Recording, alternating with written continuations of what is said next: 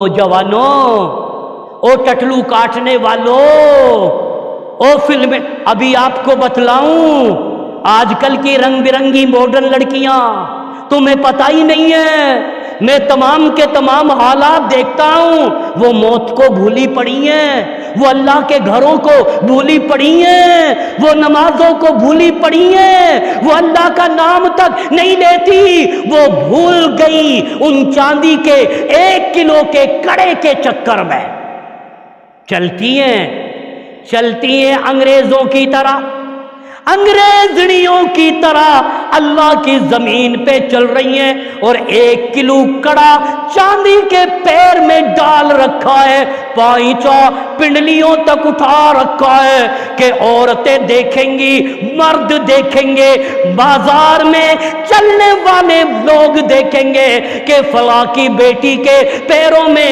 1 kilo के चांदी के कड़े। तुम्हें पता नहीं, मैं ये दावा के साथ कहता हूं, एक औरत सहेलियों के बीच में कह रही थी, ये सच्चा वाकया है, अल्लाह की कसम, वो औरत कह रही थी, देख ले मेरे आदमी ने ऐसा ओलेक्स काटा, ऐसा ओलेक्स काटा कि मेरे लिए 1 किलो के चांदी के कड़े बनवा दिए।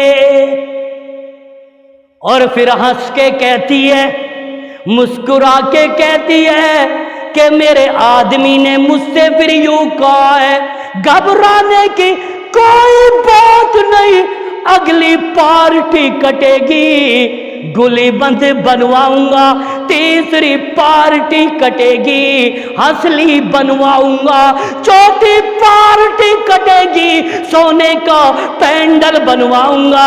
ए औरत, आज तू हंस रही है, तुझे ये पता नहीं कि जहन्नुम के कड़े तेरे आदमी ने तेरे पैरों में डाल दिए।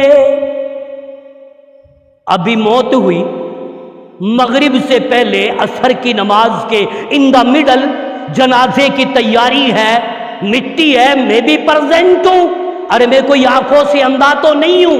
अब लोग जब यूट्यूब चैनल मेरा खोलेंगे, जब मेरी इस तकरीर को सुनेंगे, तो लोग कमेंट में ये कहेंगे, देख ले मौल साहब को मेहरबानी पे ध्यान है, ये भी तो परेशानी है।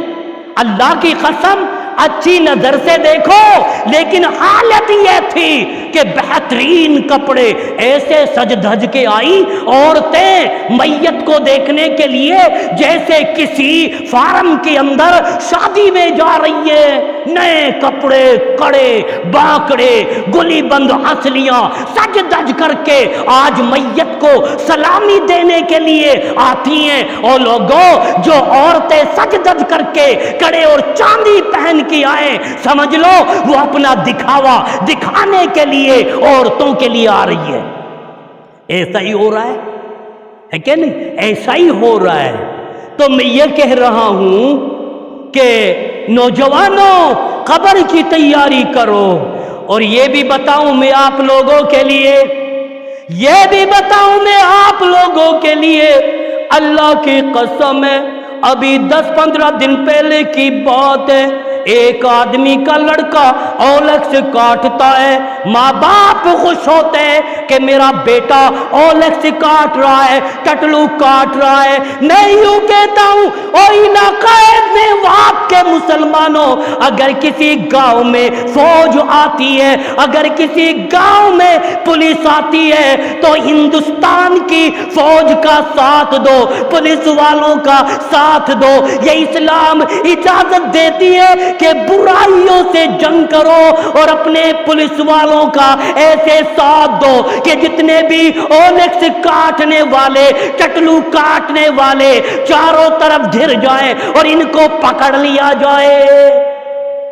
और जब एक नौजवान एक ओलेक्स वाले को पकड़ेगा ना, बेटा कहां भागता है? बटेउड़ा के पीछे छुपता है, बोंगा में छुपता है, یا کسی مکان میں چھپتا ہے، آجا پولیس والوں یہ ظالم اس میں چھپ گیا، تمہیں اجر ملے گا، تمہیں ثواب ملے گا کہ تم نے اپنے ہندوستان کی فوج کا اچھے کام میں ساتھ دیا۔ او کلمہ پڑھنے والوں جنہوں نے چوروں کے لیے، ڈکیتوں کے لیے، اولکس کاٹنے والوں کے لیے اپنے گھر میں پناہ دی، وہ برابر اللہ کی نظروں میں مجرم ہے، گنہگار ہے۔